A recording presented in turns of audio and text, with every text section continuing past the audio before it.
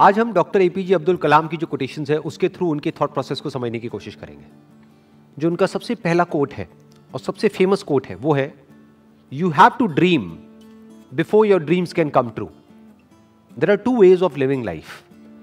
एक ऑप्शन तो ये है कि जैसी हमारी रियलिटी है वो हमारे फ्यूचर को डिफाइन करे।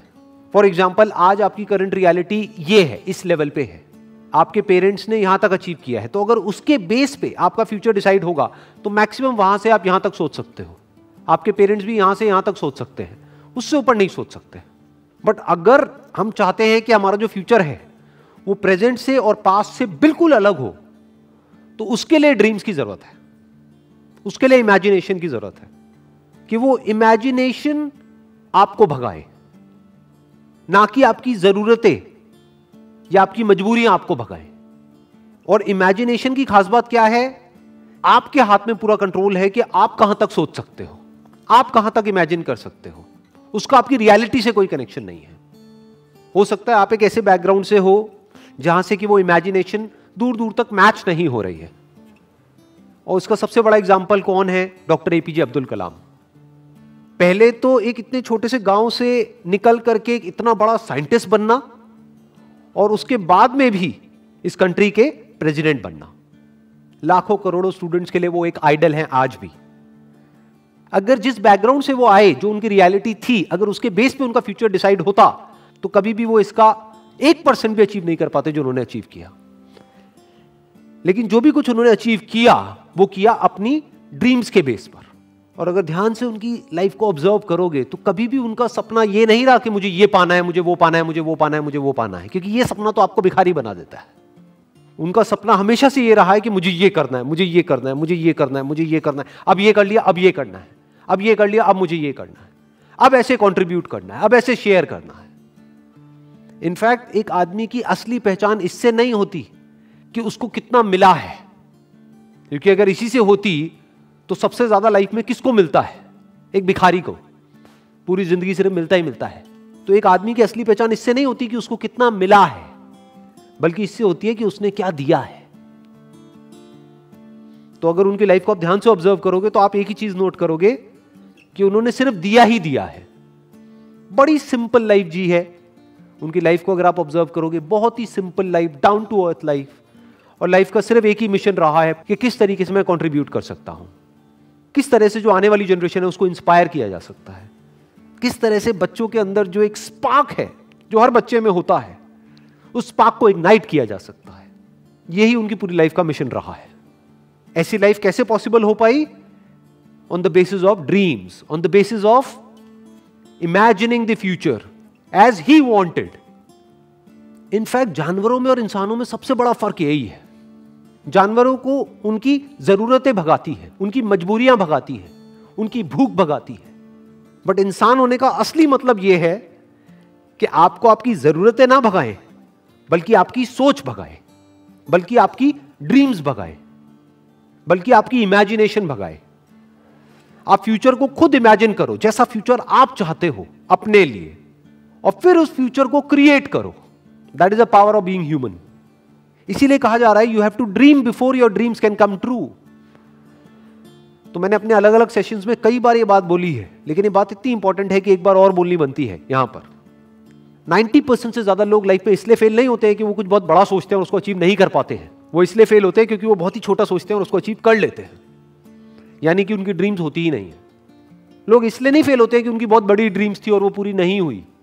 लोग इसलिए फेल होते हैं क्योंकि एक्चुअल में उनकी कोई ड्रीम्स थी ही नहीं। Next quote is, man needs his difficulties because they are necessary to enjoy success.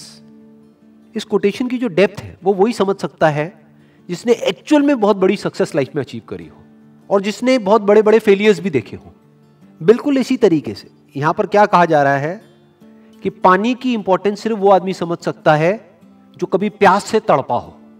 खाने की इंपॉर्टेंस वो आदमी समझ सकता है जिसने भूख देखी हो, जिसको बचपन से ही 56 भोग मिला है, जितनी उसकी भूख थी उससे बहुत ज्यादा मिला है।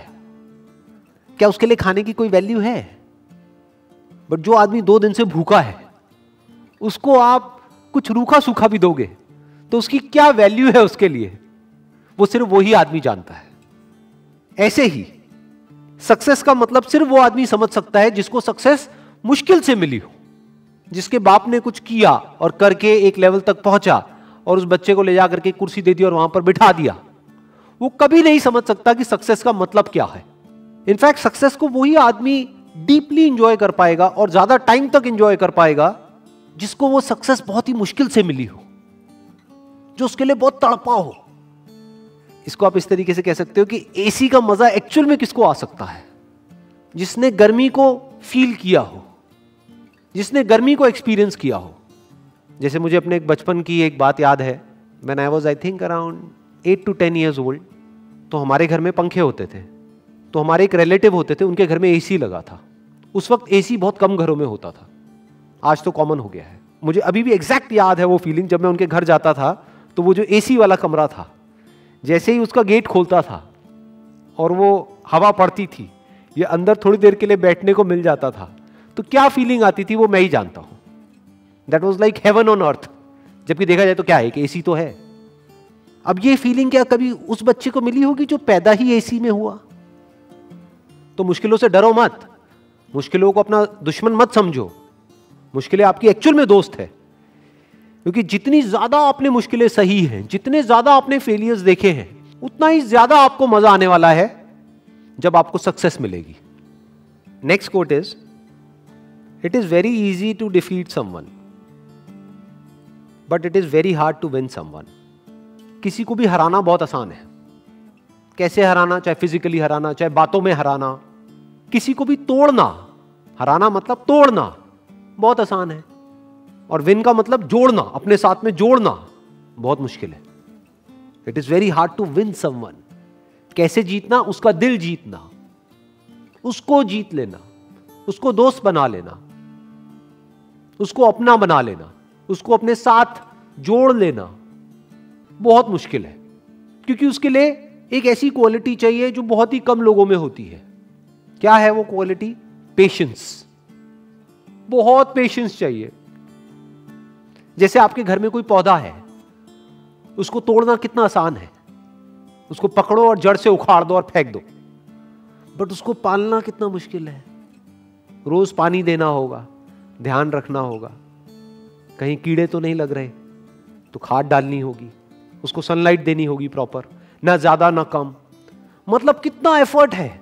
उस पौधे का ध्यान रखना कितना मुश्किल है। बिल्कुल इसी तरह से जैसे एक पौधे को मेंटेन करना होता है, ऐसे ही रिलेशंस को मेंटेन करना होता है। किसी भी रिलेशन को खत्म करना बहुत आसान है, बट उसको समझना, उसके पॉइंट ऑफ व्यू को समझना बहुत मुश्किल है। और मजे की बात क्या है, हमारा जो पूरा का पूरा एजुकेशन सिस्टम है, it is all about defeating someone, not winning someone. उसकी तो कहीं बात ही नहीं होती। जब भी कोई बोलता है कि मैंने टॉप किया है, इसका मतलब क्या? कि बाकी सबको मैंने पीछे छोड़ दिया है। देखो मेरे को ये मेडल मिला है, गोल्ड मेडल मिला है। क्यों? क्योंकि मैं रेस में फर्स्ट आया हूं। मतलब क्या? मैंने बाकी सबको हरा दिया है। I have defeated everyone else.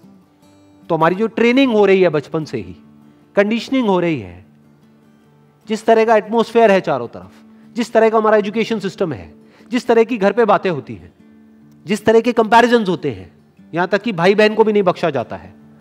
आपस में लड़वा देते हैं कि देख तेरी बहन कितनी अच्छी है पढ़ाई में, तू कितना गया गुजरा है, तू कितना निकम्मा है। तो ये क्या किया जा रहा है? कंपटीशन करवाया जा रहा है और एक दूसरे को पीछे छोड़ने की कोशिश करी जा रही है। चारों तरफ किसी दूसरे को हराने के बारे में सोचा जा रहा होता है। तो ये तो हमारी रग रग में दौड़ रहा है। किसी को तोड़ने के लिए जो चाहिए वो तो हमारी रग रग में दौड़ रहा है। तो सवाल ये उठता है कि किसी को जोड़ने के लिए, किसी से जुड़ने के लिए और किसी को अपने साथ जोड़ने के लिए, किसी को अपना बनाने के लिए क्या क्वालिटीज हमारे अंदर होनी चाहिए, वो समझना पड़ेगा और वो अपने अंदर डेवलप करना पड़ेगा। उसके अंदर सबसे बड़ी क्वालिटी होनी चाहिए पेशेंस। दूसरी होनी चाहिए केयरिंग एटीट्यूड। कि ये नहीं कि आप पूरी तरह से सेल्फिश हो जाओ, अपने बारे में सोच रहे हो। सामने वाले की केयर करनी होगी, सामने वाले की जो फीलिंग्स है उसकी केयर करनी होगी। अगर दूसरे वे में देखा जाए तो एक तरफ से क्या हो रहा है, जब आपने किसी को हराया तो जिंदगी भर के लिए आपको एक दुश्मन मिल गया, क्योंकि अब वो मौका ढूंढेगा आपको हराने का, और आज नहीं तो कल आपको हराएगा। वो किसी भी तरीके से आपको हराएगा। तो आपको क्या मिला? किसी को हरा करके एक जीत मिली छोटी सी, लेकिन जिंदगी भर के लिए एक दुश्मन मिल गया। दूसरी तरफ से अगर किसी को हमने अपना बना लिया, तो अगर हम किसी वजह से हार भी गए on a temporary basis because of some reason, तो वो हार बहुत छोटी है उसके आगे जो एक्चुअल में हमको मिला है। क्या मिला है? जिंदगी भर के लिए एक दोस्त मिल गया है। और दोस्त अगर एक्चुअल में दोस्त हो, वो नहीं जो सिर्फ मतलब के लिए होते हैं, दोस्ती अगर असली दोस्ती हो, तो उसकी वैल्यू पैसे में आंकी नहीं जा सकती है, या ये कह लो उसकी कोई वैल्यू ही नहीं है। That is priceless. देखो ध्यान से समझो, क्या हुआ कि जब भी आप किसी को हराते हो, तो याद रखना, आपको लग रहा है कि आपने उस एक को हराया है तो मेरा एक ही दुश्मन बना। अरे आपका एक दुश्मन नहीं बना है, उसके सारे दोस्त भी तो आपके दुश्मन बन गए। तो अब आपका एक दुश्मन नहीं है। अगर इस आदमी के 1000 दोस्त हैं, तो अब आपके 1001 दुश्मन है। दूसरी तरफ से अगर आपने किसी को अपना बना लिया है या एक दोस्त बनाया है, तो ये मत समझो आपने एक दोस्त बनाया है। अगर इस आदमी के 1000 दोस्त हैं, तो अब आपका एक दोस्त नहीं है, अब आपके 1001 दोस्त हैं। इसको दूसरे वे में भी बोला जा सकता है कि जिसकी आदत बन जाती है दूसरों को जीतने की, तो पूरी दुनिया उसकी दोस्त बन जाती है। और दूसरी तरफ से जिसकी आदत है सिर्फ दूसरों को नीचे गिरा करके खुद ऊपर उठने की, या दूसरों को हरा करके खुद जीतने की, उसकी पूरी की पूरी दुनिया ही दुश्मन है। आज नहीं तो कल उसको ये समझ आ जाएगा, पूरी दुनिया उसके अगेंस्ट हो जाएगी। और इस तरफ से अगर किसी के अंदर ये क्वालिटी है, तो पूरी दुनिया उसके साथ में आकर के खड़ी हो जाएगी। और इसमें सबसे बड़ा एग्जाम्पल है वो जहां से कि ये कोटेशन आ रही है, यानी कि डॉक्टर एपीजे अब्दुल कलाम। चाहे कोई भी आदमी हो, किसी भी रिलीजन का हो, किसी भी कंट्री का हो, सब उनकी रिस्पेक्ट करते हैं। ऐसा कैसे हो पा रहा है? इसका मतलब यह है कि उन्होंने सबका दिल जीत लिया है, सबको अपना बना लिया है। अभी आप लोग जो मुझे वीडियो में देख रहे हैं, मैं आपको स्ट्रांगली रिकमेंड करूंगा कि डॉक्टर एपीजे अब्दुल कलाम की एक बायोग्राफी है जो कि गुलजार साहब ने लिखी है। वैसे मैंने अपने पहले भी एक वीडियो में रिकमेंड करी थी, लेकिन अभी तक आपने अगर नहीं सुनी है, तो I strongly recommend you all कि एक बार जाकर के आप उसको सुनो, तो उससे आप और अच्छे से समझ पाओगे डॉक्टर कलाम को और उनकी विजन को और उनके मिशन को। Wish you all the very best. Thank you so much.